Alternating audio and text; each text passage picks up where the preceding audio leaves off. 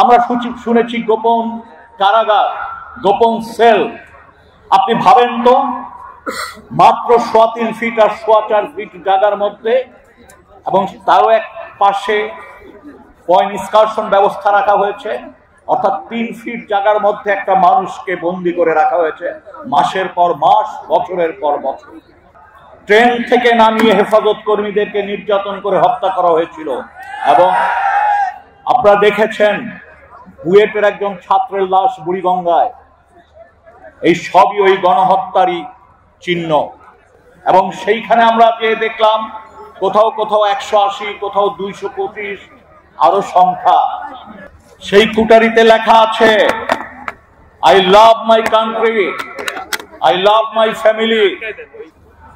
আমি যে বিষয়টি নিয়ে এখন কথা বলতে চাই তা হচ্ছে, গত 15.5 বছর যেভাবে বিরোধী দলের নেতা কর্মীদেরকে প্রকাশ্যে হত্যা করা হয়েছে, নির্যাতন করা হয়েছে, হেফাজতে ইসলামের শাপলা চত্বরে যেভাবে গণহত্যা করা হয়েছে, এমনকি সমাবেশ থেকে যখন বাড়ি ফিরছিল কুমিল্লায়, ট্রেন থেকে নামিয়ে হেফাজত কর্মীদেরকে নির্যাতন করে হত্যা করা হয়েছিল। এবং আপনারা দেখেছেন বুয়েটের একজন ছাত্রের লাশ বুড়িগঙ্গায়।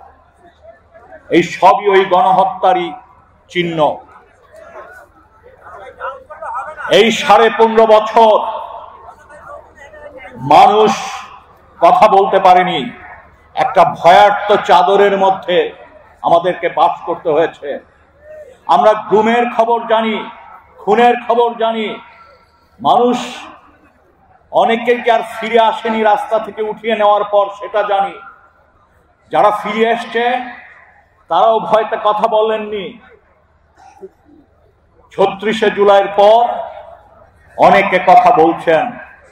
যে ভয়াবহ চিত্র মানুষ আঁকছেন তার চেয়েও ভয়াবহ আমরা যখন কাজ করতে যাচ্ছি, আমরা যখন সেই জিনিসগুলো দেখছি,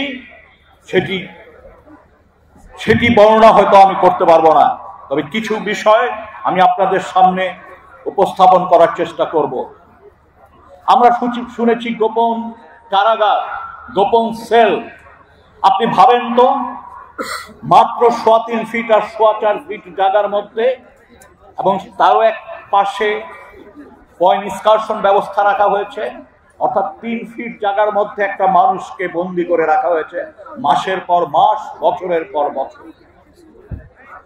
একটি মানুষ যখন গুম ছিলেন, তিনি জানেন না যে কয়দিন ধরে তিনি আছেন।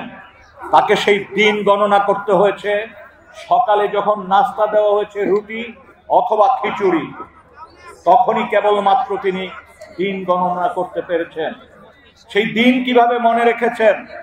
আপনারা জানেন গুহার ব্যবস্থা, গুহাতে যেমন মানুষ আঁকত, এখানেও মানুষ প্রতিটি দিন একটা করে আঁচড় দিত। এবং সেইখানে আমরা যে দেখলাম কোথাও কোথাও 180, কোথাও 225, আরো সংখ্যা। আমরা দেখলাম সেই কুটারিতে লেখা আছে, I love my country, I love my family. কেউ কেউ বিভিন্ন সূরা লিখে রেখেছেন, কেউ কেউ 2-1টি মোবাইল নাম্বার লিখেছেন। আমরা চেষ্টা করছি ওই জায়গাগুলো যা কিছু আমরা পাচ্ছি সেটি দিয়ে শনাক্ত করা, এবং যেই মানুষগুলো এই ধরনের গুম খুনের সাথে সরাসরি যুক্ত তাদেরকে চিহ্নিত করতে। এই সুযোগটি আমাদের এসছে 36শে জুলাইয়ের কারণে, ছাত্র জনতার গণ অভ্যুত্থানের কারণে। এই সরকার এই বিষয়ে যে উদ্যোগ নিয়েছে, কমিশন যথাযথ দায়িত্ব পালন করার চেষ্টা করছে। আমরা আশা করছি খুব শীঘ্রই আপনাদের সামনে বিস্তারিত উপস্থাপন করতে পারবো।